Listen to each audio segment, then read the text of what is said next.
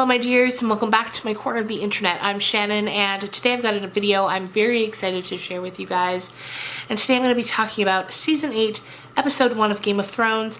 I thought for the final season, every Sunday night I could film a video after I watched the episode, upload it on Monday. We could talk about it down in the comments down below, because I know so many of you guys love watching Game of Thrones as well. So I'm sure this goes without saying, but there's going to be a ton of spoilers in this video. In fact, this video is probably going to be nothing but spoilers. So if you haven't watched the episode yet, get out of here, because I don't want to ruin anything for anybody. Before we go any further, I'll insert a little clip here of the setup I had for tonight. We picked up a bottle of single malt Scotch whiskey.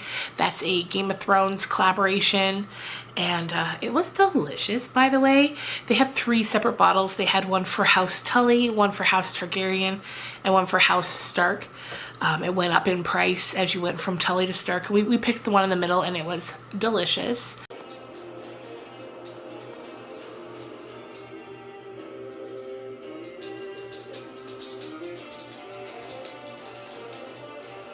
So the episode started off very strong. We had Jon Snow and Daenerys Targaryen riding into Winterfell, bringing just a ton of soldiers with them.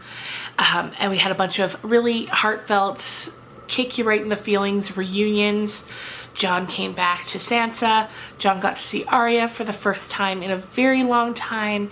He had a very touching reunion with Bran, and it was all the things I think that we as lovers of the show have been waiting for. We've wanted those reunions to happen.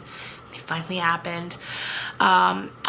Things quickly turned a little south from there for Jon, because Sansa, as well as everyone at Winterfell, was a little upset because he left Winterfell at the end of season 7 as their named king of the North, and he came home no longer a king, but rather with a queen in tow, and everyone was kind of like, the hell happened? Meanwhile, Jon's just kind of trying to drive home the fact that with the war that's about to happen, titles don't really mean anything. Titles are of such little importance right now that why are you even worried about it? But of course, they haven't seen the Night King and his army yet, so they don't really know the gravity of the situation. From there, we got to see a bit of the goings-on at King's Landing. We got to see Cersei and the Greyjoy guy come and try to win her affections, which he does. And he's very arrogant about it and very cocky, and she's eating it up. She absolutely loves it. We get to see Theon Greyjoy kind of vindicate himself a little more, as he's been doing quite a bit of the past couple of seasons. He goes and he's able to save his sister, as she had been taken capture on the ship at the end of season 7, so that was pretty good.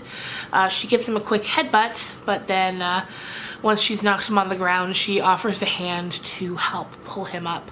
I really think Theon Greyjoy's character arc and storyline throughout the whole series has been so interesting and so fun to watch. He's went from someone, you know, that we hated so much to someone who's now trying so hard to redeem themselves. And from what we tell by the end of the episode, he is headed now to Winterfell to fight on behalf of the Starks. Once we go back to Winterfell, we see Daenerys go down to like the library section of the property, and down there she sees Sam, and she thanks Sam for saving, I'm trying to think of his name, Ser Jorah, I think it is. Every time I see him or want to say his name, I just want to call him Lord Friendzone, but that of course is not it. And so she wants to thank Sam for doing what he did to save him. And, you know, she says, you were the only one who was able to. And Jorah says, you know, he wasn't the only one that was able to, but he was the only one that was willing to. And then we get this really awkward, sad scene where Sam is, you know, telling her, you know, it was my pleasure. She says, if there's anything I can do for you. He asks for a pardon. She says, for what? He says for stealing some books at one point. He also says for stealing a sword from his family home, but he's kind of like, you know, it's fine. It would have been my sword eventually, but And she's like, oh, this is awkward. Yeah, your dad, I asked him to join me and he wouldn't, so I killed him. And Sam's kind of like, oh no. He's like, okay, well, at least I'm able to go back home now because my brother's the Lord. And she's like, well, actually, he decided to side with your dad, so I had to kill him as well. And Sam's just standing there trying not to cry. And so he thanks her for the information and then asks to be excused. He's very visibly upset. So that was like, oh, that was painful to watch. But as we know, Daenerys, she's no nonsense. She's tough.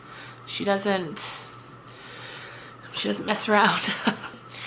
After that, we get to see a scene with Daenerys and Jon and the dragons. The two of them go to the dragons, and Daenerys gets on top of one, and she tells Jon, go ahead, get on the dragon. And he's like, how do you ride a dragon? And she's like, yeah, no one knows until they just ride it. So, and then he gets on with a bit of difficulty, and then he says, what do I hang on to? She says, whatever you can. And then they take off, they go flying. They end up in this very secluded, beautiful part of the north where, you know, it's snowy, it's icy, but there's this waterfall. And she's a little worried about her dragons because they're not eating as much as they should be. She's kind of decided that they just don't like the north, which is understandable. They've spent their whole lives in warm temperatures, and now they're in the north. I get it. I'm also in the north.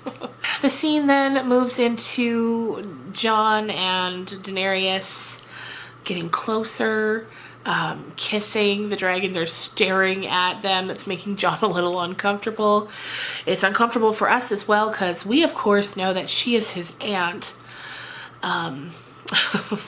He doesn't know that yet. So, yeah, but he does kind of find that out towards the end of the episode. At one point, he is down in the crypts once him and Daenerys return. 1, 2, 3. Sam goes and finds Jon down in the crypts. He's still quite shaken because of the news he's gotten about his whole family being murdered. Pretty much roasted alive by dragon fire. And he's talking to Jon. You know, he's saying, telling Jon what happened. Jon's kind of, you know, making it as though he didn't know that had happened. He seems quite shocked to hear it. And then Sam decides that now is the time to tell him. And it's quite poetic as they're standing in front of the statue of Ned Stark that's down in the crypts. And one of the last things, or the last thing that Ned said to Jon Snow in season 1 was, the next time we speak, I will tell you about your mother. And of course, they never saw each other again. And so now Sam is telling Jon about who his mother is. And it's something we've known for a while, but of course Jon hasn't known. And that's that Ned was not his real father, but rather Jon's mother was Ned's sister, and Jon's father was a Targaryen. And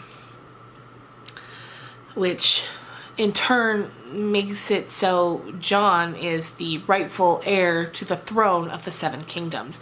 Not just the throne of Winterfell, but king of the Seven Kingdoms. And understandably, Jon's very taken aback by this. He's taken aback by it, but he doesn't question Sam because he knows that Sam wouldn't lie to him. You know, their friendship is so strong that he knows Sam wouldn't joke around or try to mess with him or lie to him. So, but he's getting a little confrontational for a second because he's saying, like, my father, meaning Ned Stark, was the best man, the most honorable man I ever knew. You're trying to tell me now that he lied to me my entire life? And Sam says, no, not lied to you. He promised his sister that he would protect you at all costs. And this was how he had to do it, because if word got out that Jon was a Targaryen, Robert Baratheon would have killed him instantly, because... So John gets this info. You can kind of see, he's quiet for a minute, you can kind of see the wheels turning in his head as I'm watching, and I'm wondering, like, is he not only putting together the fact that, you know, he's the rightful heir, is he also putting together the fact that he's been having sex with his aunt? But that's not mentioned yet. At one point, Sam and John are talking, and John mentions that he bent the knee to Daenerys, you know, to save his people. And then Sam has a great line where he says, would she do that for you? So we'll see.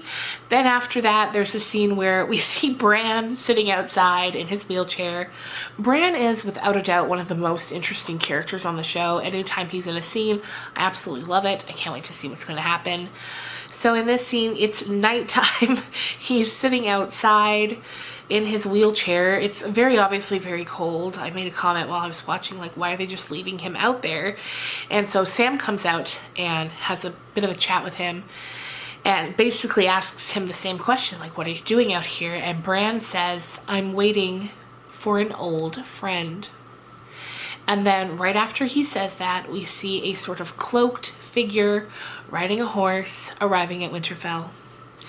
And then he gets off his horse, pulls down his cloak, and of course it is Jaime Lannister, just arrived at Winterfell.